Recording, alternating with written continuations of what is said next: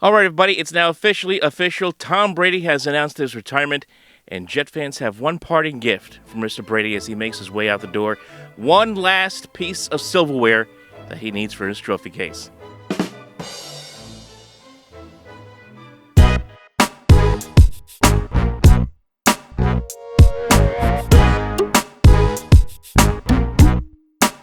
All right, everybody, welcome back here to Sports Talk Nation. Michael Cohen here with you. And yes, again, Tom Brady has officially retired, as we all heard this morning.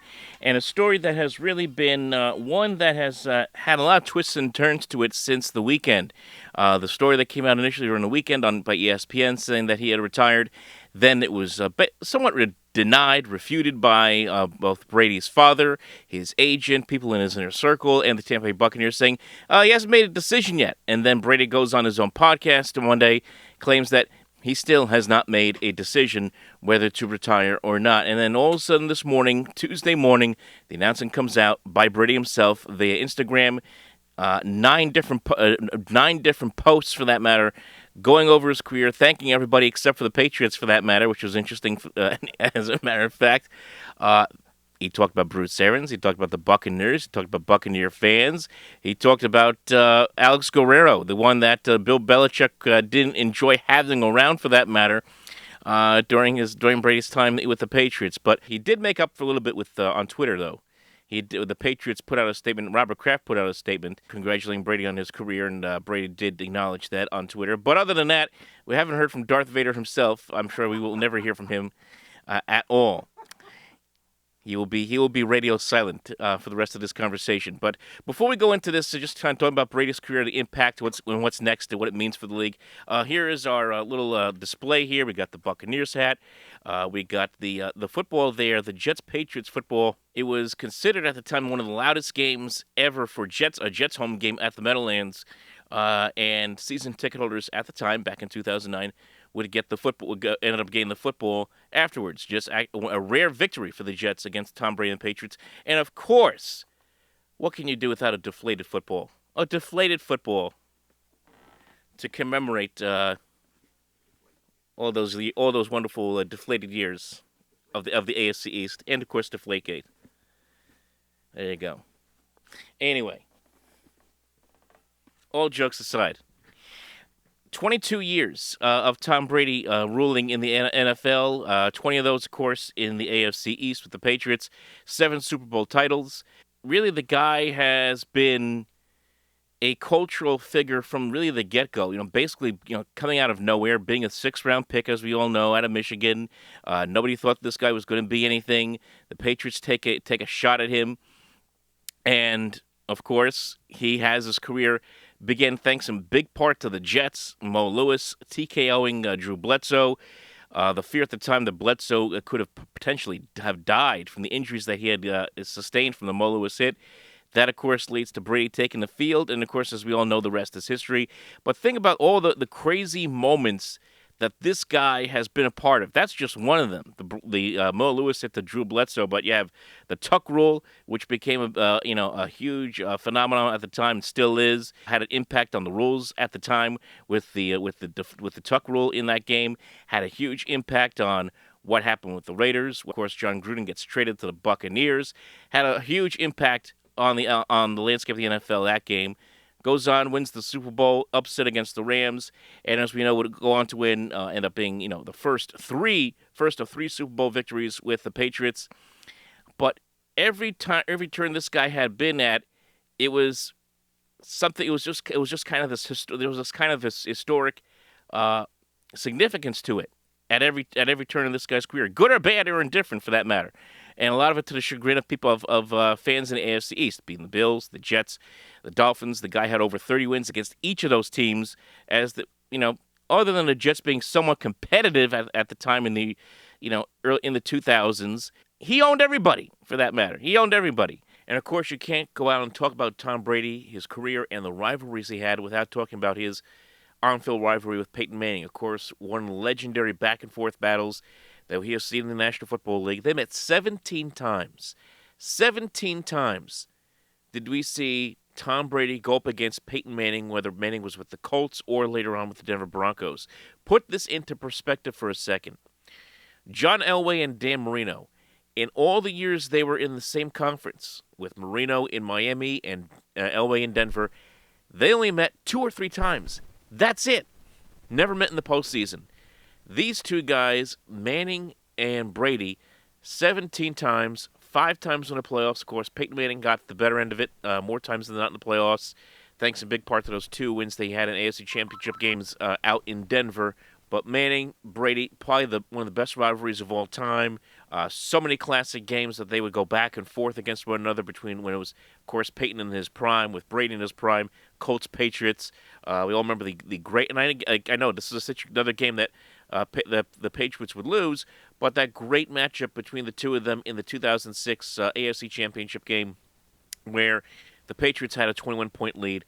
The Colts came all the way back. It was a wild back and forth game. The Colts won 38-31 and would eventually get their first Super Bowl win with Manning. So many great battles between those two, and that really defined really the decade for that matter, and defined really that generation. It was Peyton Manning and Tom Brady at the top, and then it was everybody else after that, whether it be Big Ben or whether it be Phillip Rivers, Eli. Everyone came after that, but it was those two guys at the top of the mountain for that matter. And we were very fortunate. We're all very fortunate to have been able to see that, to see those two. I don't know if we're ever going to see that kind of. There's a lot of great quarterbacks down the league. I'm not saying there isn't, but it's hard to imagine seeing two guys that were on top of their game at the same time, at the same level, like those two were consistently year in, year out. You had, of course, what happened in 2007, at the peak of Brady's career. They go 16-0. They're 18-0 going into the Super Bowl. And what happens is he loses the Super Bowl, of course, to the other Manning, Eli Manning, as we all know, with the helmet catch. And that'll be the first of 2 losses to Eli Manning. And it'll be kind of the trend where Brady would have huge postseason losses to goofy-looking quarterbacks, whether it be Eli Manning, whether it be Nick Foles, and, of course, now the end of his career with Matthew Stafford, who ends up being the one who beats Brady in his last game in the playoffs here with the Los Angeles Rams. So, an incredible career from that matter. The way that things just kind of fell apart there in New England towards the end of Brady's career, not necessarily on as far as success is concerned. The success continued, as we all know, with the 3 championships, the wild game against the Falcons, that they came back and won the Super Bowl. And, of course, Falcon fans have never lived that down. That is a living meme for the rest of history. Okay, it could be the year 3050. You're still going to see 28-3 memes regarding Super Bowl 51 between the Patriots and the Falcons, for that matter. And, of course, the final Super Bowl championship against the Rams before Brady would eventually have his out with Bill Belichick. And it was interesting, Belichick biography written by Ian O'Connor, there was just kind of this tug of war between the two of them. Brady wasn't too happy about players that were not being kept, and he wanted the team to go out there and bring in more veterans. Belichick wanted to get younger, and there was that part of their acrimonious end to that relationship. Brady, of course, goes free agent, as we all know, goes to the Bucs, wins the Super Bowl, gets his revenge against Bill Belichick. But that's why he hasn't said anything about this retirement. Gets his revenge against Bill Belichick earlier this year, and as we all know, its story comes to a conclusion in the playoffs. But an incredible run that spanned 2 decades. It was a historic run that we'll probably never see again for a player to go who was basically undraftable. 6th-round pick to being a guy who's going to play 2 decades in the NFL, be one of the greatest players in the history of the league. Some would say the greatest player in the history of the league. Have all kinds of historical moments throughout all 22 of those years, and indelible moments that everyone's going to remember forever. That doesn't happen very often, and we'll probably never see anything like that again. I mean, people want to compare him to Michael Jordan. You want to compare it to Derek Jeter. You've seen no people do that. This was kind of on a different level in a lot of ways because of how consistently good it was over a long, sustained period of time. There was no brief retirement in between. Even when the Patriots did win Super Bowls, they were still killing everybody in the AFC and getting to the playoffs every year. It was an incredible run from that matter, one that certainly leaves a lot of people envious. Can't imagine which fan base that would be. So what's going to happen next here? I mean, for the Bucs, if you're Bruce Arians and the Bucs, you're going, "Oh my God! Oh my God! What are you going to do now? What are we going to do now?" But you're probably panicking right now, wondering what you're going to do as far as finding a quarterback is concerned. They're basically starting from ground zero unless they believe that Blaine Gabbert's the future. Yeah, it's not going to happen. Maybe Aaron Rodgers goes to Tampa Bay. It's a possibility. I mean, he's probably on his way out of Green Bay. Why not? Why not just stay with the Bay and just go to better weather and a team that's ready made to win a Super Bowl? Or maybe they go out there and bring in Brady's former understudy, Mr. Garoppolo. That's going to make Buccaneer fans happy. Mr. Interception himself.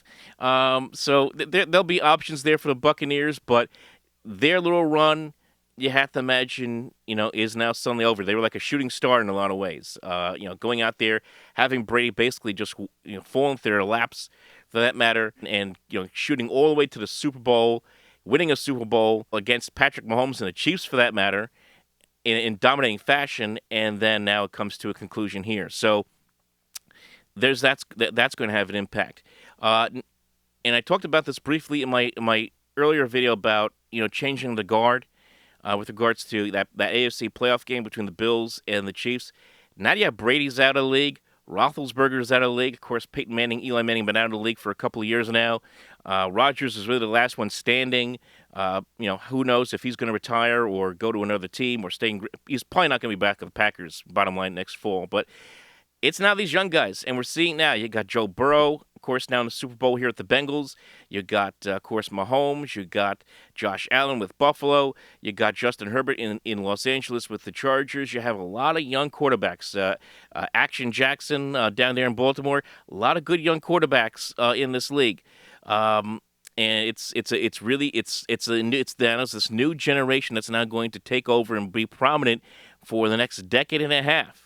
That's the end of the Brady career. You could be a Patriots fan, a Bucs fan. You could be a fan who had to withstand being destroyed by any team that he was on. You have to acknowledge it was one of the greatest careers of all time. Who knows what's next for him? Maybe he'll... do I see him going into TV? Not really. I can't see him on TV. Can you? I can't see him on TV. Maybe owning a team.